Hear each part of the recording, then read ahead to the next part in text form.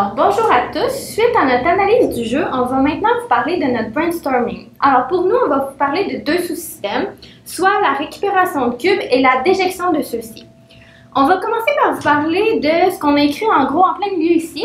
Donc, le principe KISS. Le principe KISS se tient pour Keep It Simple and Stupid, qui veut tout simplement dire que parfois, il faut mieux ne pas trop se casser la tête et faire quelque chose de simple qui marche bien. Alors, je vais passer la parole à mon collègue qui va vous parler de notre première idée. Notre première idée qu'on a eue, nous, était essentiellement de faire ce qui avait bien fonctionné pour la compétition d'il y a quelques années, Recycle Rush, pour récupérer des bacs. Nous, on s'est dit que si on utilisait, dans le fond, des roues sur des bras articulés via des ressorts, on était capable de récupérer des cubes dans n'importe quel sens dont on les aurait trouvés. Donc, même si on arrivait sur un coin, les roues auraient pu écarter, donc récupérer les balles. On peut comprendre que les roues ici sont alimentées via un moteur, donc ils tournent vers l'intérieur, vers l'extérieur pour rentrer, laisser sortir les cubes. Les points positifs de ce système-là, c'est qu'il permet de ramasser tous les bacs dans tous les angles possibles, permet de les rentrer et de les sortir. C'est simple, mais il n'y a pas beaucoup de pièces mobiles, donc on peut penser qu'on a juste un moteur qui permet de faire le contrôle. Le restant est plutôt passif avec des ressorts. Ce qui est plus dur avec ça, c'est la précision, donc on n'a pas beaucoup de jeu pour récupérer un ballon, donc on parle ici un bac. Dans le fond, de 14 pouces, donc on a environ 14 pouces pour se rendre là. Sinon, on est incertain de voir si ça va vraiment venir le bac ou pas.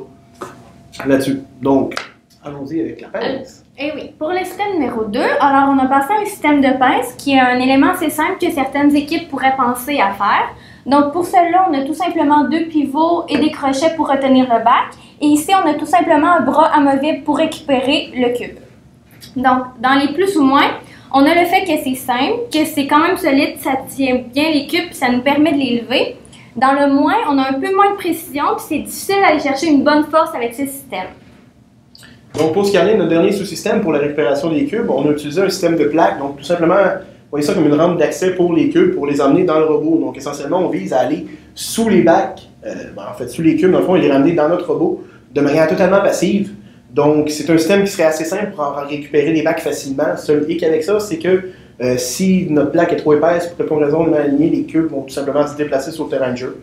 Donc, les avantages qu'on avait, c'est que c'était passif, que ça avançait les bacs dans n'importe quel sens, en fait.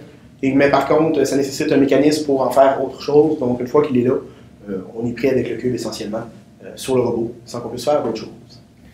Alors, pour le système de déjection, premièrement, on a eu l'idée d'un spring chargé qui projette. Je vous explique.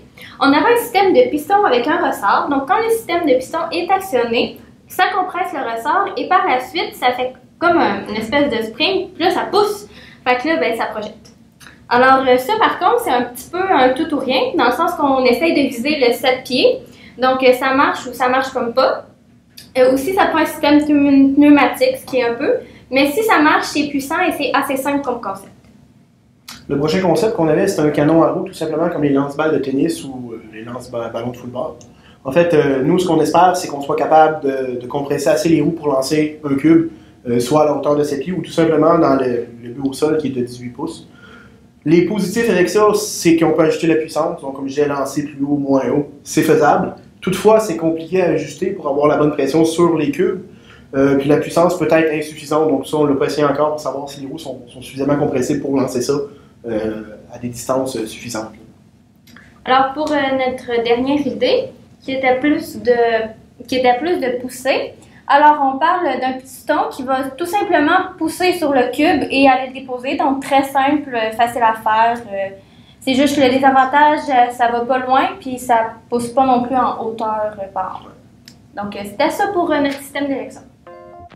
UDS First, l'organisateur de Robots en Senteur, aimerait remercier la GEG et la Fondation Desjardins, ainsi que tous nos autres commanditaires pour leur contribution.